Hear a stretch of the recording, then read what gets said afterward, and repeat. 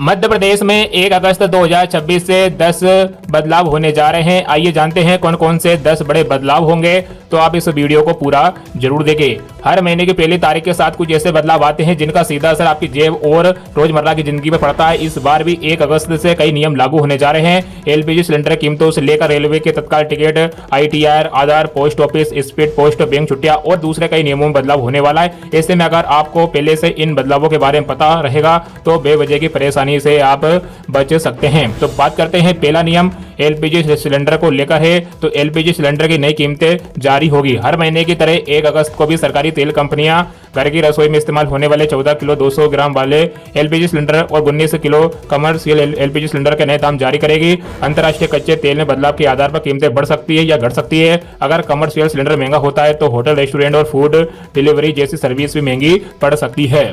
दूसरा नियम है तत्काल टिकट बुकिंग को लेकर। तो 1 अगस्त से रेलवे रिजर्वेशन काउंटर पर तत्काल टिकट बुक कराने का तरीका बदल जाएगा। अब पहले यात्रियों को टोकन मिलेगा, फिर उसी क्रम के अनुसार टिकट बुक किया जाएगा। इससे लंबी लाइन, धक्का मुक्की और बार बार काउंटर के चक्कर लगाने की परेशानी कम होने की उम्मीद है।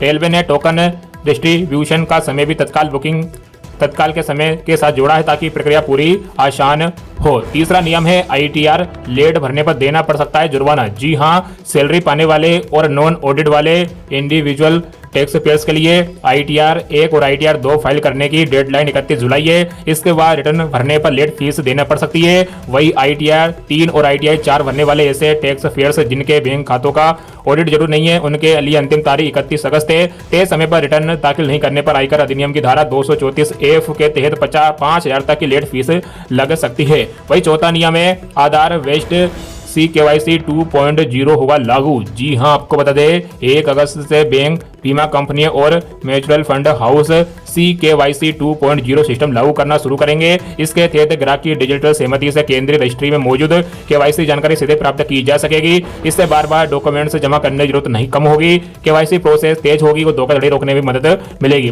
पांचवा नियम है स्पीड पोस्ट के लिए नियम और रेट बदलेंगे। जी हां, 1 अगस्त से स्पीड पोस्ट के लिए नई कैटेगरी और नई दरें लागू होगी। आधार, पेन, पासबुक, चेकबुक, बैंकिंग दस्तावेज और सरकारी पहचान पत्र अब डॉक्यूमेंट्स कैटेगरी में आएंगे। 500 ग्राम तक के गैर व्यावसायिक राखी वाले लिफाफे, छोटे पैकेट और ग्रीटिंग कार्ड भी डॉक्यूमेंट्स माने जाएंगे। बाकी सभी सामान पार्सल कैटेगरी में रहेगा। 6 बड़े शहरों में नई व्यवस्था लागू होगी। खुदरा ग्राहकों के लिए 50 ग्राम तक के स्थानीय पैकेट का शुल्क 38 रुपये और दूसरे शहर भेजने पर 94 रुपये देना शुरू होगा।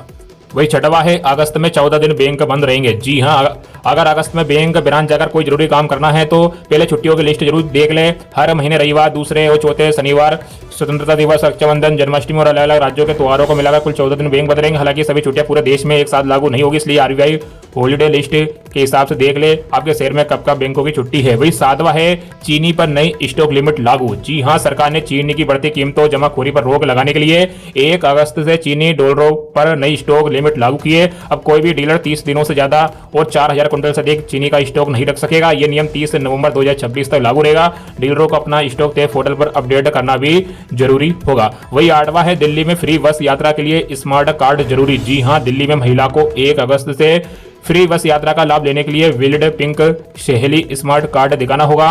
बस में चढ़ते समय कार्ड टैप करने के बाद ही पिंक टिकट मिलेगा। सामान्य यात्रियों के लिए नीला कार्ड और वरिष्ठ नागरिकों के साथ अन्य रियायत पाने वाले के लिए नारंगी कार्ड भी जारी किए जाएंगे। हालांकि नारंगी कार्ड की प्रक्रिया भी शुरू नहीं हुई है। वही 9वां है क्रेडिट कार्ड और FD नियमों में हो सकते हैं बदलाव। जी हां, अगस्त की शुरुआत में कई बैंक अपने क्रेडिट कार्ड के नियम बदल सकते हैं। इनमें रिवॉर्ड पॉइंट्स, शुल्क, फीस और दूसरी सर्विस से बदलाव शामिल हो सकते हैं। कुछ बैंक फिक्स्ड डिपॉजिट की ब्याज दरों में बदलाव कर सकते हैं। अगर RBI की मॉनेटरी पॉलिसी रेपो रेट में कोई फैसला करती है तो उसका असर लोन, EMI और FD दोनों पर पड़ सकता है।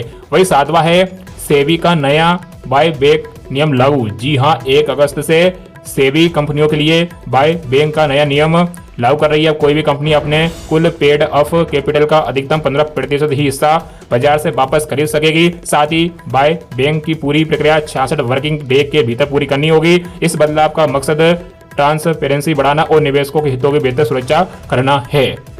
ये थे 10 बड़े बदलाव। इसके अलावा और भी बदलाव होने जा रहे हैं। देश की सबसे बड़ी कार निर्माता मारुति सुजुकी ने अगस्त से अपने सभी मॉडल्स की कीमतें बढ़ाने का फैसला किया है। कंपनी अलग अलग मॉडल्स के दाम में अधिकतम 30,000 रुपए तक की बढ़ोतरी करेगी। अगर आप नई मारुति कारें खरीदने की योजना बना रहे हैं तो अब ज्यादा कीमत चुकानी पड़ सकती है। तो ये कुछ बदलाव किए गए हैं। इसी के साथ मध्य प्रदेश में मुख्यमंत्री मोहन यादव ने किसानों खातों में अंतरित किए 107 करोड़ 82 लाख रुपए। जी हां, आपको बता दें मुख्यमंत्री मोहन यादव ने कहा है कि किसान कल्याण का जो संकल्प राज्य सरकार ने लिया है उसकी पूर्ति के लिए हम निरंतर सक्रिय हैं। किसानों की हर समस्या का समाधान करना हमारी सर्वोच्च प्राथमिकता है।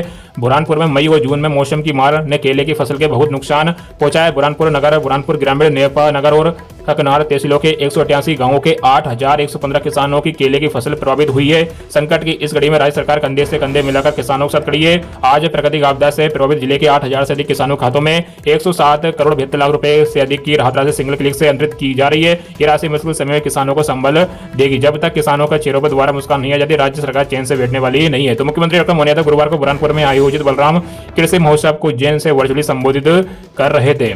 अगली बड़ी खबर है, मुख्यमंत्री मोहन यादव 300 करोड़ रुपए के ऋण का करेंगे वितरण। जी हां, आपको बता दें मुख्यमंत्री मोहन यादव के मुख्य आतिथ्य में झाबुआ जिले में शासकीय महाविद्यालय ग्राउंड में शुक्रवार 31 जुलाई को प्रदेश स्तरीय स्व सहायता समूह का क्षमता वर्धन एवं ऋण वितरण कार्यक्रम आयोजित किया जाएगा। मुख्यमंत्री मोहन यादव प्रदेश के स्व सहायता समूह के सशक्तिकरण की दिशा में महत्वपूर्ण पहल करते हुए 300 करोड़ रुपए के ऋण का वितरण करेंगे। मुख्यमंत्री मोहन यादव प्राकृतिक खेती करने वाले उन्नत किसानों से संवाद भी करेंगे। साथ ही 174 करोड़ रुपए के 29 विकास कार्यों का भूमि पूजन और 109 करोड़ रुपए के 28 विकास एवं आधारभूत संरचना कार्यों का लोकार्पण भी करेंगे। इसके अलावा विभिन्न विभागों की योजनाओं के हितग्राहियों को लाभ वितरण करेंगे और मेधावी विद्यार्थियों को भी सम्मानित करेंगे। वही बात करते हैं, 1 अगस्त 2026 से रेलवे काउंटर से तत्काल टिकट लेना अब आसान हो जाएगा।